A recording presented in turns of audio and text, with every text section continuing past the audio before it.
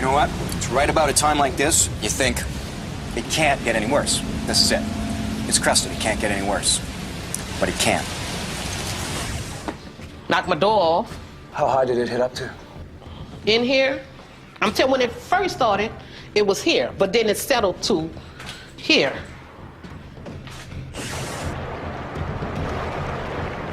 Gotta find a way to make some islands and get up out of the water.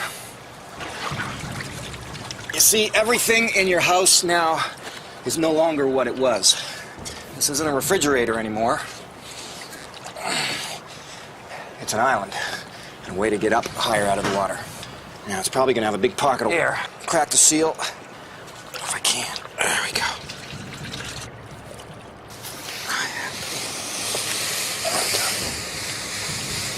Now, over time, the air is gonna come right out of the back hose here. And it'll just give me one more place to get up and out of the water. I'm gonna let it do that. While it loses its air, I can do the same thing with the kitchen table here.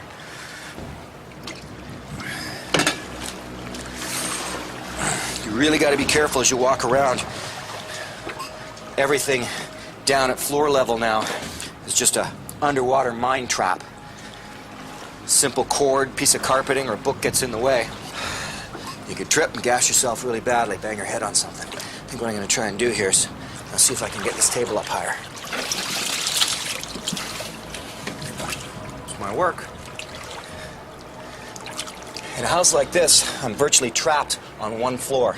It's just a one-story.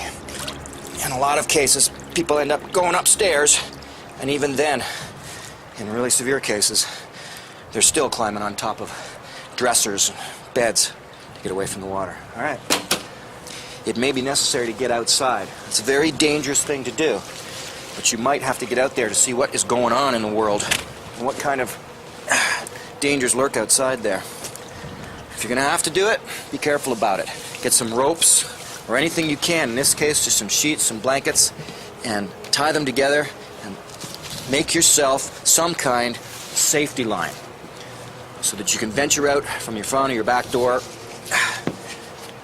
a few feet, 10, 15 feet, look around, see what's going on. If you just walk out there without any kind of safety tether, you have no idea what you're getting yourself into.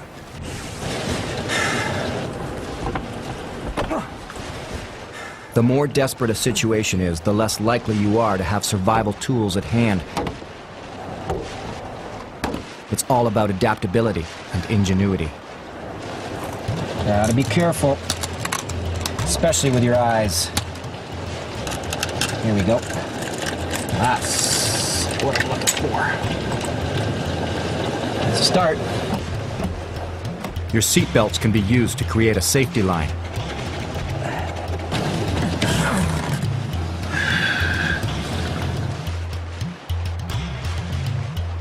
That's two.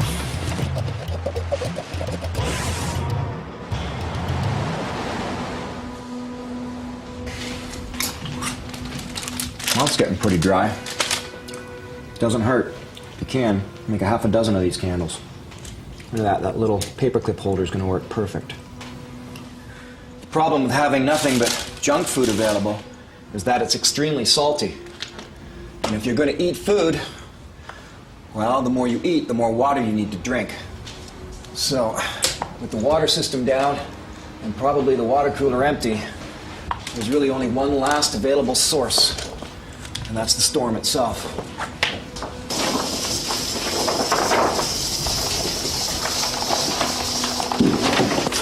Yeah, perfect. Simple as that, just a rain catch. Just keep this going into this blue plastic container. Fresh supply of drinking water.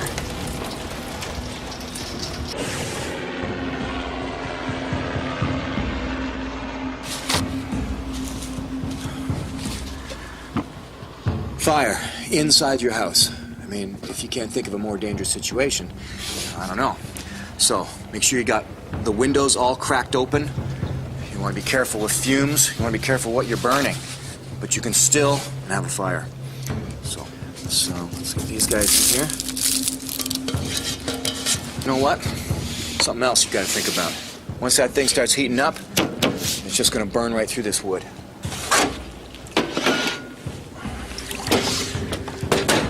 metal top. That'll be much better, except that's way too high.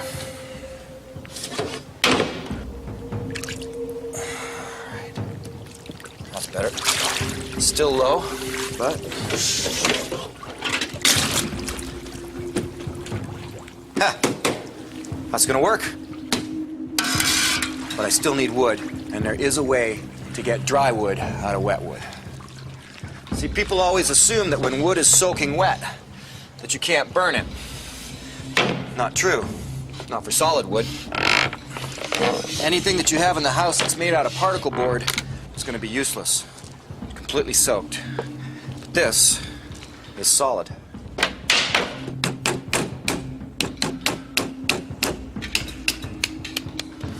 Right in the middle of this wood is all dry wood. So don't give up hope if you think everything's sitting in the water. Now that I'm down to the dry wood right in the middle, kindling. That's gonna take. Good. Nice, nice.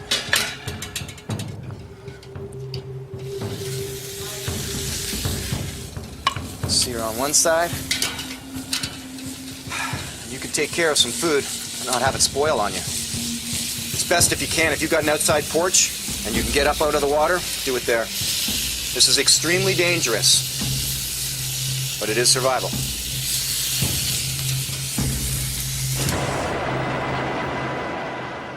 There are times when even the unthinkable can happen. Many people in New Orleans ended up on their rooftops, fleeing the rising water. Some even had to bust through their attics just to survive. And that's where I'm taking you next, right after I show you how to distill contaminated water.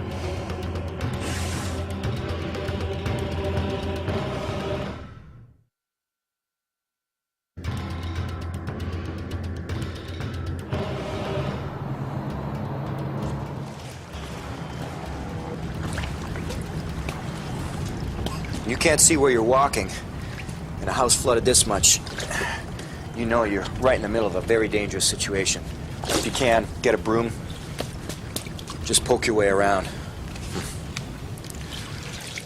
So when you got to the lower moments, how did you bring yourself out of them? You know, I would come down here and I would sit on the edge of the soggy sofa with the little crabs running around. And I pick one up. I said, boy, if it was big enough, I'd eat you. But, and then I would, you know, and I'm not boo-hooing crying, but, you know, the tears, and then I'm doing it, and I can feel it, just the tears, just sitting and looking at, you know, and I'm shaking my head. You know, if you take your time, you calm down, and you keep thinking, you'll start remembering what else is around the house that can help you out. In this case, a simple fondue pot will help me to purify some water. You don't have to be a genius to start thinking of ways to make your situation better. You just have to slow down and think logically. All I'm trying to do is make another lid, but one that I can actually poke a hole through. Any tube you can find, even a straw, can act as your steam chimney. Perfect. The best thing is to try and filter as much as you can before you actually get to the water you're going to try and ingest.